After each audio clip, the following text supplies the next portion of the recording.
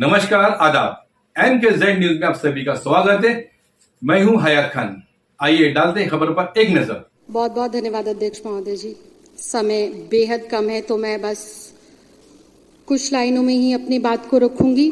मुझसे पूर्व तमाम वक्ताओं ने बहुत गहराई से, बहुत सारे आंकड़ों के साथ, बहुत तर्क के साथ इस महत्वपूर्ण और बेहद ही संजीदा विषय पर अपनी बात रखी है।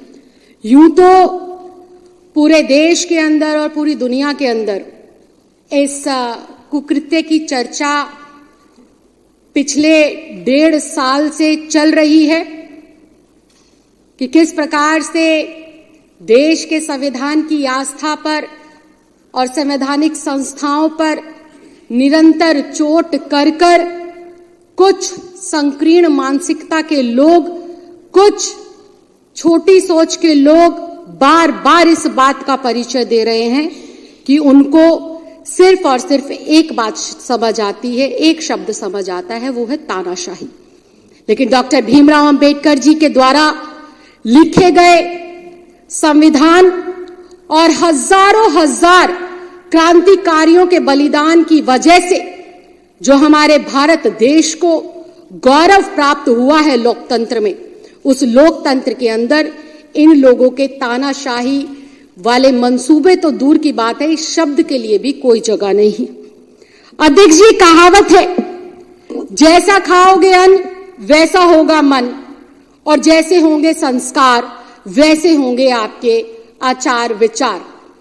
तो अध्यक्ष जी, जब मैं संस्कारों की बात कर रही हूं तो मुझे बहुत ही भारी मन से ये कहना पड़ रहा है कि जिस पार्टी की सरकार आज देश के केंद्र में है और देश के 22 राज्यों में है, उस पार्टी का जन्म ही दंगों से, लोगों को डरा धमकाकर वोट लेने से ही हुआ है।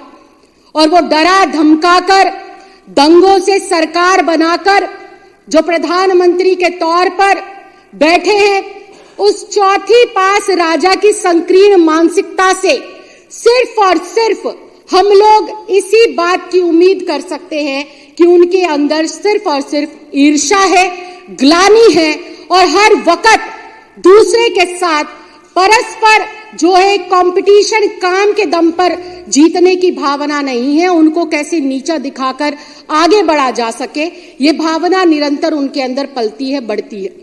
जब कोई पार्टी दंगों के दम पर, वोटों की चोरी कर कर, वोटों की खरीद फरोख्त कर कर, सरकारों को रातों रात तोड़कर, विधायकों को डरा धमकाकर अस्तित्व में आती है, तो उनका गृह मंत्री तड़ी पार होगा, ये बिल्कुल साफ है और नामजद है। ये मैं, मेरा दल या कोई और नहीं कहता, ये चुनाव के माध्यम से कही हुई बातें नहीं है, ये तो भारत की न्याय व्यवस्था के माध्यम से न्यायालयों के अंदर सत्यापित बात है।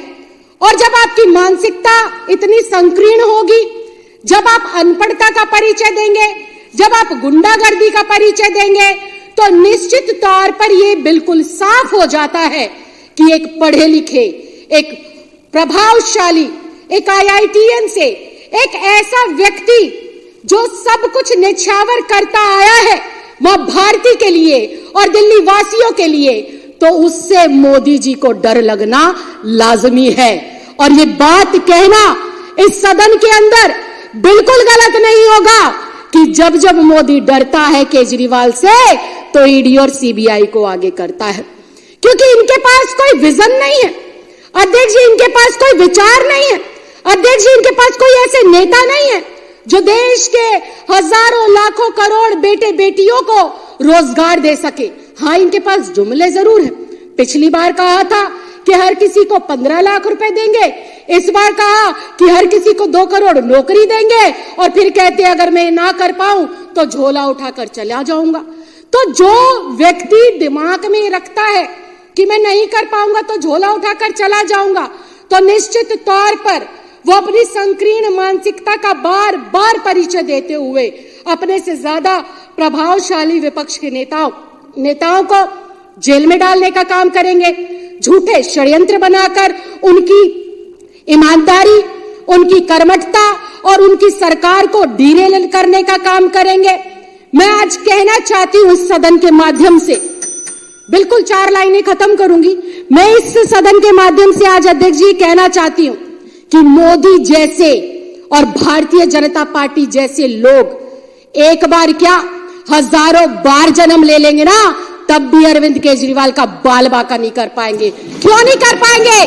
क्योंकि अरविंद केजरीवाल एक महज नेता नहीं है, अरविंद केजरीवाल एक क्रांति है, और वो क्रांति जिसने ईमानदारी और काम की राजनीति को 75 साल के बाद इस आजाद भारत के अंदर स्थापित कर दिखाया है। अरविंद केजरीवाल आज आजाद भारत में पहला ऐसा नेता है जो कहता है अगर मैंने काम किया है तो मुझे वोट करना, अगर मैं ईमानदार हूं तो मुझे वोट करना। मैं चैलेंज करती हूं विपक्ष के साथियों को, एक बार मोदी जी से कहलवा दो कि अगर मैंने काम करा है तो मुझे वोट कर दो।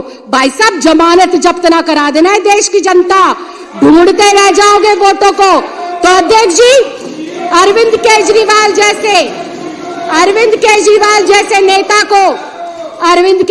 जैसे नेता को मोदी जैसे व्यक्ति और तड़ीपार जैसे अमित शाह जैसे व्यक्ति हजारों जन्म लेंगे ना झुका सकते हैं, ना डरा सकते हैं, और ना ही हमारी सरकार को तोड़ सकते हैं। और जहां तक बात है आम आदमी पार्टी को तोड़ने की, आम आदमी पार्टी के लोगों को डराने की, तो अध्यक्ष जी मैं ये भी बहुत साफ शब्दों में बता दूं, आम आदमी पार्टी कोई राजनीतिक पार्टी नहीं है, ये एक परिवार है। और इस परिवार में ना सिर्फ विधायक, ना सिर्फ मंत्री, ना सिर्फ सांसद है, बल्कि इस परिवार के अंदर दिल्ली के 2 करोड़ सदस्य हैं जो अपने बेटे के ऊपर, अपने भाई के ऊपर और अपने परिवार के ऊपर मजबूती से विश्वास कर खड़े हैं। हम आज फिर इस बात को कहते हैं, तुम ईडी को लगा लो, तुम सीबीआई को लगा लो, तुम्हारे आसपास जितने तुम्हारे हथकंडे हैं सब कुछ लगा लो, ना तुम अरविंद केजरीवाल की ईमानदारी पर दाग लगा सकते, ना उसकी कर्मठता पर दाग लगा सकते।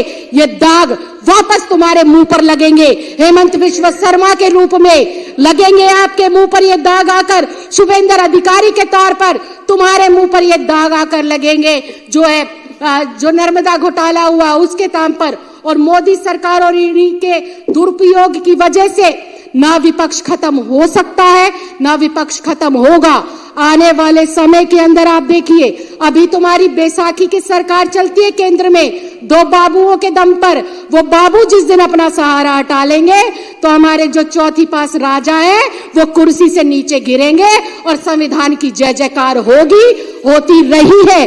तो अध्यक्ष जी, मैं सिर्फ इतना कहना चाहती हूं, आज तक जितनी भी सरकारों ने अपनी संस्थाओं का दुरुपयोग करा है, इस लोकतंत्र के माध्यम से, संविधान के माध्यम से जनता ने उनको जवाब दिया है। वो दिन दूर नहीं, दिल्ली में एक बार फिर से जनता भारतीय जनता पार्टी के कान पर इतनी जोरदार तमाचा मारेगी कि वो जो ये 8 सीटें हैं वो भी 0 पर सिमट जाएगी। अरविंद केजरीवाल जी को जनता प्यार करती थी, है और करती रहेगी। आज पूरी दिल्ली में एक ही नारा है, मेरा केजरीवाल ईमानदार है, मेरा केजरीवाल काम करने वाला है। और जब तक केजरीवाल है, दिल्ली के विकास को, दिल्ली के बुजुर्गों की तीर्थ यात्रा को, दिल्ली की विधवा बहनों की पेंशन को और दिल्ली के बच्चों की अच्छी शिक्षा, स्वास्थ्य को और बहनों की सुरक्षा को भारतीय जनता पार्टी के एक छोटे छुटभैया नेता ना रोक पाए थे, ना रोक पाएंगे, और ना ही ये इस क्रांति को कभी भी अपने रास्ते से भटका पाएंगे।